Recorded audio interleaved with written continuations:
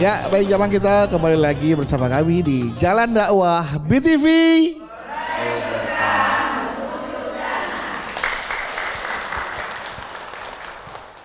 Sebelum Abi melanjutkan tausiah untuk tema kita hari ini, suamiku sumber berkahku, ya kan? Jadi sumber berkah hidupku. Nah, menghargai peluh dan ikhtiar suami. Sebelumnya, izinkan saya terlebih dahulu Abi, ini ada pertanyaan dari jamaah, dari netizen yang ada di rumah ya tentunya, yang sudah masuk melalui akun Instagram @jalandakwahbtv_official. Sudah ada dari IG @ulfanurmutiara. Assalamualaikum Abi. Waalaikumsalam. Izin cerita sedikit. Saya udah menikah dengan jalur perjodohan orang tua. Oke. Oh emang ada nikah jalur prestasi? Ada Iya. Ada jalur khusus. Ada jalur khusus. Ini jalur perjodohan orang tua. Insya Allah bulan Juli nanti pernikahan kami genap 5 tahun. Alhamdulillah. Kalau kata orang-orang kan ujian pernikahan itu ada di 5 tahun pertama. Ya betul gitu ya. Sebenarnya ujian itu ada dalam pernikahan kami, tapi bukan karena orang ketiga ataupun masalah perekonomian. Ujian itu ada pada hubungan saya dan suami. Selama menikah, saya tidak mendapati sosok suami yang saya idam-idamkan pada pasangan saya. Dia jarang bersikap romantis menyenangkan hati saya. Meskipun begitu, dia benar-benar berperan sebagai seorang ayah yang baik kepada 2 putrinya. Apapun yang diminta putrinya selalu dipenuhi. Baginya yang penting putrinya bahagia. Mohon pencerahannya Ustadz. Kira-kira yang bisa saya lakukan agar suami dapat melaksanakan perannya sebagai ayah sekaligus suami bagi saya yang benar sesuai syariat Islam. Bagaimana? Bukannya iri nih atau cemburu sama anak sendiri, tapi saya juga butuh sosok suami yang seutuhnya agar pernikahan kami selalu diiringi keberkahan. Terima kasih Ustadz. Bu. Alhamdulillah. Kesempurnaan dalam rumah tangga dirasa saat ketika sosok suami mampu merasakan apa yang dirasakan oleh istrinya. Sosok istri adalah menjadi tulang rusuk di antara suaminya. Sehingga tulang rusuk ini adalah butuh pelindung.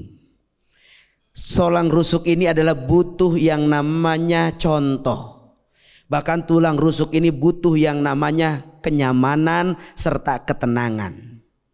Kalau sekarang ibu sudah menjadi sosok yang terus membuat suami bahagia, membuat suami yang selalu tercukupi apa yang menjadi keinginannya, terus berupaya menjadi sosok istri yang selalu menjaga lisannya, tidak pernah menyakiti sedikit pun terhadap perasaan suami. Tapi ada kekosongan yang dirasa oleh seorang istri, seolah perhatian itu pun pengen berbalik.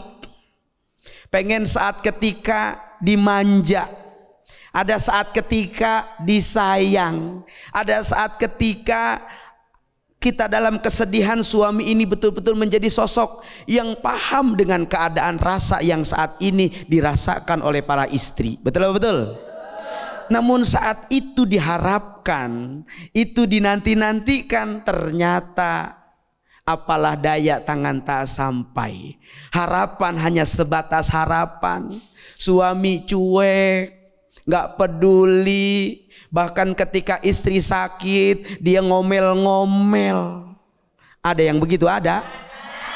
Mana orangnya? Saya. Pengennya istri saat nyuci pakaian diajak perhatiannya biar nyucinya jadi tenang. Betul apa enggak? Nih Bu, saya kasih tahu hari ini, tugas nyuci bukan tugas ibu, tugas suami. Tugas masak bukan tugas ibu, tugas suami. Ngurusin anak bukan tugas ibu, tugas suami. Tugas ibu cuma satu, taat sama suami. Kalau kata suami nyuci, nyuci.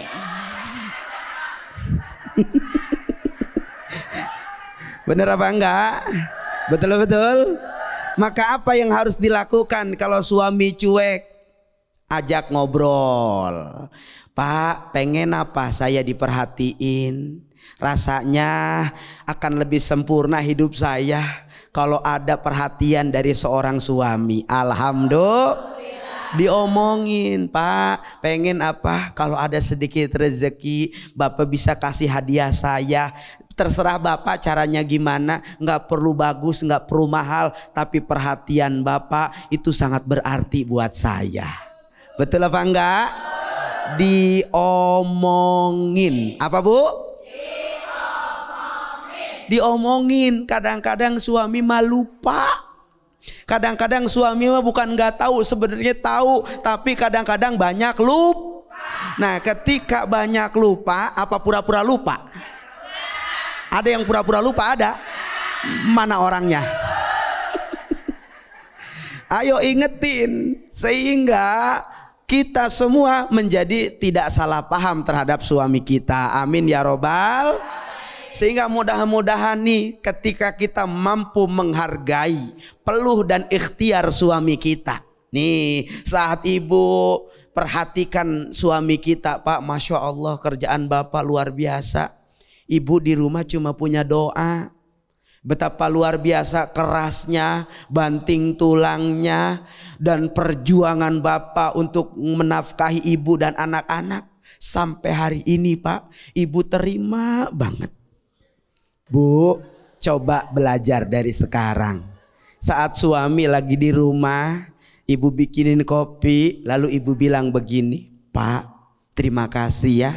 Kalau bukan wasilah Bapak yang berjuang, menafkahi, melindungi, menjaga, terus memberikan kebahagiaan yang luas buat saya dan anak-anak, mungkin saya belum bisa dapat kebahagiaan seperti ini. Terima kasih ya Pak. Bu, itu Bapak seperti dapat kejatuhan bulan. Capeknya, lelahnya, mungkin saat itu dia sedang sakit, badan lagi nggak enak, urusan lagi banyak yang kusut, masalah lebih luar biasa yang dia jalanin, tapi dia nggak cerita sama istrinya. Kalau dia lagi banyak mikirin bagaimana bayar motor, bagaimana mencari nafkah, bagaimana bayar sekolah anak, dia nggak ceritain sama istrinya. Tapi saat ketika dia dengar istrinya bilang, Pak, terima kasih. Terima kasih. Mama nggak bisa ngasih apa-apa ke Papa, tapi Papa sudah menjadi suami yang baik buat Mama. Terima kasih Pak. Bu, boleh jadi dari tadi beliau lelah. Dari tadi beliau lagi pusing, dari tadi beliau lagi mikir bagaimana bisa dapetin rezeki buat anak-anaknya, buat bahagiain istrinya, dan itu cuma hanya ada di harapan dalam dirinya. Tapi ketika dia dengar istrinya ngomong begitu, ada ketenangan yang membuat dia hilang dengan segala cobaan dan masalahnya. Alhamdulillah.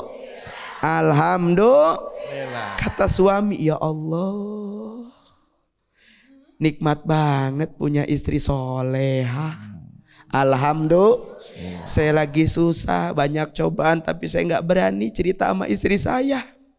Biar dia cukup taunya enak, biar dia cukup taunya tenang, senang, biar masalah jadi dari saya. Ketika ibu mampu menghargai itu, semoga ini jalan keberkahan dalam rumah tangga. Amin ya robbal alamin. Karena lelaki tidak pernah bercerita, tahu-tahu kawin lagi.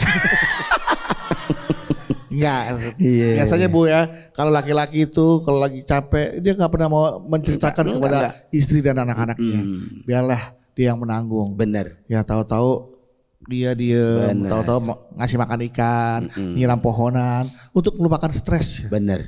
Menjalankan hobinya. Bener Bang. Makanya Bu, kalau suami lagi ngejalanin hobinya, jangan diomelin Bu. Itu mungkin dia salah satu rilis melepas stresnya. Benar. Gitu. Kecuali kalau yang hobinya kawin, baru ditegur ya. Hobinya kawin lagi. Iya. Oke baik, sekarang kasih kesempatan lagi untuk jamaah yang mau bertanya. Siapa yang mau bertanya? Siapa yang mau bertanya? Saya. Siapa yang mau saya? Ya dong. Iya. Habis beras. Emang saya kutu habis beras. Silakan, Ibu. Silakan. Iya, Ibu. Silakan Ibu.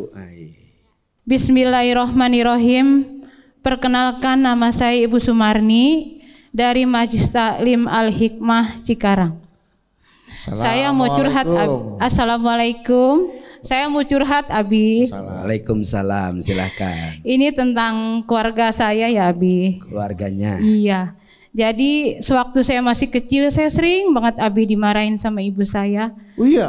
Iya. Ibu bandel kali waktu kecil? Enggak? Karena tidak pernah menghabiskan makanan, Abi, ceritanya. Oh. Terus ibu saya mengatakan, habiskan. Karena ibu saya sedih kalau makanan yang saya makan itu tidak dihabiskan. Karena ibu saya sedih melihat ayah saya bekerja keras untuk memberikan makanan kepada saya. Dan sekarang saya sadar, Abi, setelah saya sudah menikah dan saya sudah tua. Saya kasih tahu, Ibu. Saya terapkan juga kepada anak-anak saya, Abi, supaya menghabiskan makanan.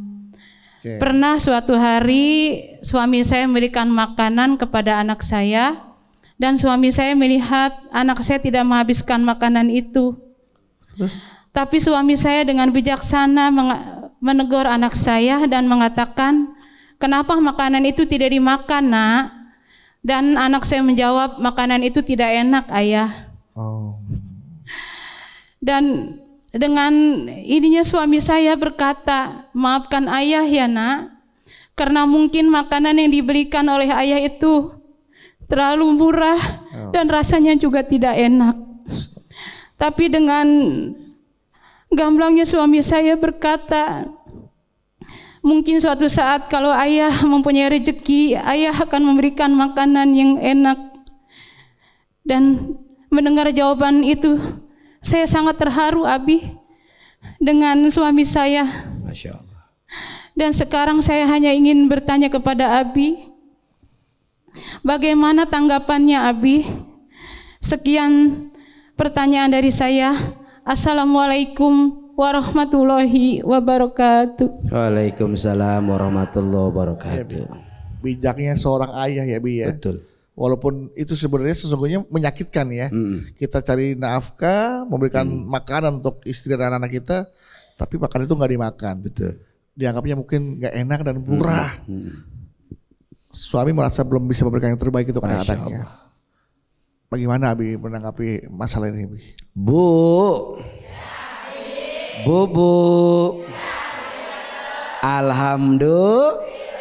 Pemirsa Jalan Dakwah dimanapun berada, dalam mengarungi rumah tangga, sosok suami ini harus menjadi orang yang selalu menyejukkan.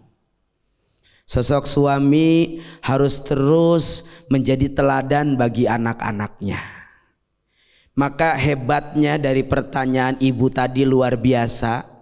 Betapapun dia sudah banting tulang, betapapun seorang suami sudah berusaha memberi yang terbaik untuk anak dan istrinya, tapi saat ketika dengan polosnya anak itu berkata, "Pa, ini makanan nggak enak." Sosok bijak seorang pemimpin lahir dari dirinya. Apa yang dikatakan oleh sosok suami itu? Dia tidak menyalahkan anaknya. Dia tidak maki-maki anaknya. Dia tidak pun merasa tersinggung dengan ucapan anaknya, karena dia sadar anaknya polos, karena dia sadar bahwa dia belum bisa memberikan yang terbaik. Sehingga yang dilakukan oleh seorang suami, oleh seorang ayah jauh dari bayangan kita. Dia berusaha berkata lalu memberikan satu hal yang sangat menenangkan dalam hati seorang anak. Apa kata seorang ayah ini? Nak, maafin ayah ya. Dia nggak salahin anaknya. Ibu bangga punya suami yang demikian. Maafin ayah, ayah belum bisa kasih terbaik. Masya Allah.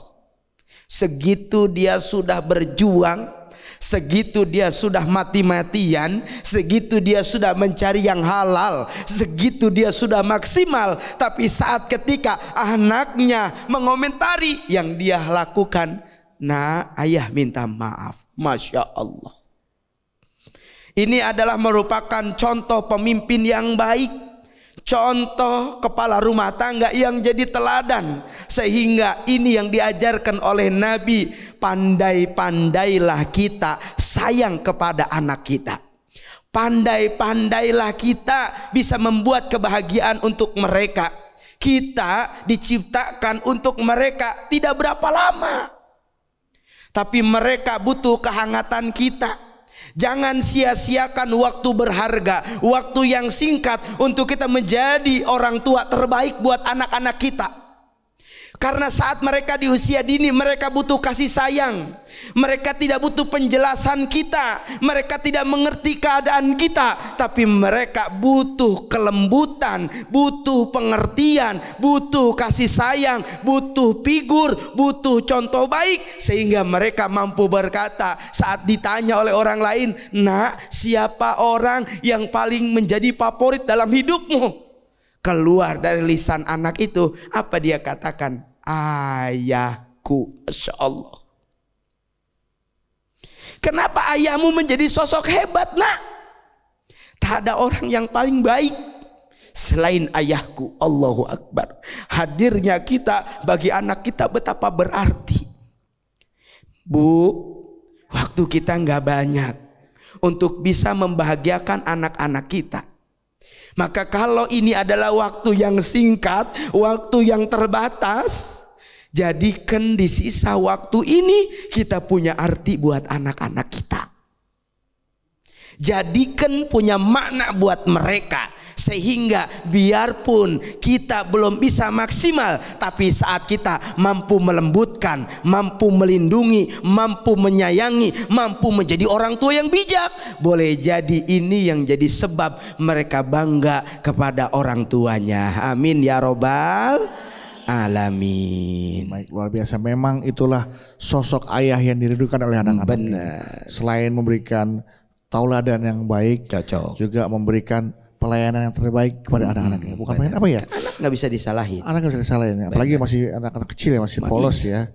Dan itulah ayah yang benar-benar nanti akan dilihat.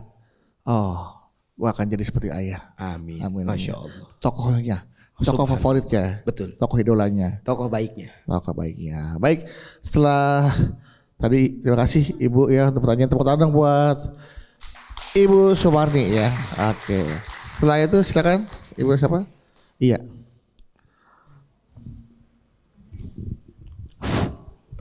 Iya. Bismillahirrahmanirrahim. Ya. Assalamualaikum warahmatullahi wabarakatuh. Waalaikumsalam warahmatullahi wabarakatuh. Nama saya Ibu Nur Hasanah dari Madis Taklim Al Muhajirin Karawang. Abi curhat. Saya mau curhat, Bi. Boleh. Maaf Ibu siapa Bu tadi Bu? Ibu Nur Hasanah. Oh Nur Hasanah. Pokoknya hari ini ketemu Nur semua. Iya Hasanah. Sama ya. Dulu ibu saya menentang, Bi, Ya.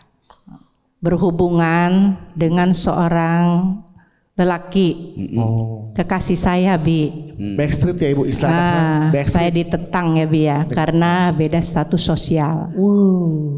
Bedanya di mana? Memang kekasih saya tidak mempunyai pekerjaan, belum mempunyai pekerjaan. Jadi saya percaya ya, Bi ya, karena kekasih saya tahu benar. Karena Ibu tahu sifatnya tahu benar, karakternya tahu banget ya, Bi. Berjuang, fighter. Saya berjuang untuk bisa direstui oleh ibu hubungan saya dengan kekasih saya. Jadi alhamdulillah, Bi, saya direstui menikah dengan suami saya. Sekarang walaupun awal ditentang ya Bu ya. Ditentang. Tapi sekarang alhamdulillah ya, Bi ya. Saya berjuang, Bi ya, untuk menikah dengan suami saya, tapi alhamdulillah, Bi, suami saya memenuhi kebutuhan saya. Apapun yang saya pinta selalu dipenuhi. Walaupun sekarang saya berbeda ya, Bi ya. Dulu memang saya selalu serba mewah atau bermerek ya, bermerek ya, selalu bermerek. Tapi sekarang biasa-biasa saja. Iya. Karena ibu saya ya Bia selalu mengusik rumah tangga saya. Karena kata ibu saya, kenapa kamu tadi tidak mau gitu dijodohkan dengan teman ibu saya yang kaya raya, selalu hidup mewah itu Bi. Tapi alhamdulillah ya Bi ya, ibu saya selalu mengusik rumah tangga saya. Saya takut Bi, lama kelamaan suami saya akan tersinggung dengan sikap ibu saya. Jadi saya ingin penjelasan ke Abi, bertanya, takutnya Bi ya, suami saya akan tersinggung dengan tersinggung terus dengan ninggalin ibu lagi khawatirnya ya. Iya. Tersinggung dengan ucapan ibu saya. Cuma itu yang akan saya tanyakan kepada Abi. Kurang lebihnya saya mohon maaf ya Bi ya. Wabillahi taufiq wal hidayah. Wassalamualaikum warahmatullahi wabarakatuh. Waalaikumsalam warahmatullahi wabarakatuh. Dari awal memang pernikahannya ditentang, sekali tidak disetujuin, diridoi, memang kebutuhannya terpenuhi, tapi ibu tetap niat, lu masih begitu-begitu aja hidup lu. Coba kalau nurut apa kata gua, kawin sama yang gua jodohin, lu kaya raya lo, nggak kayak gini. Lama-lama suaminya mungkin takutnya tersinggung dengan ngomong itu. Nah, bagaimana menghadapi situasi ini, Bu ya? Nanti dijawabnya, Bu ya. Baik jamaah, jangan kemana-mana. Setelah ini nanti kita akan kembali lagi, kita akan dengarkan jawaban dari Abi untuk pertanyaan dari Ibu Nur Hasanah. Tetaplah bersama kami di Jalan Dakwah BTV.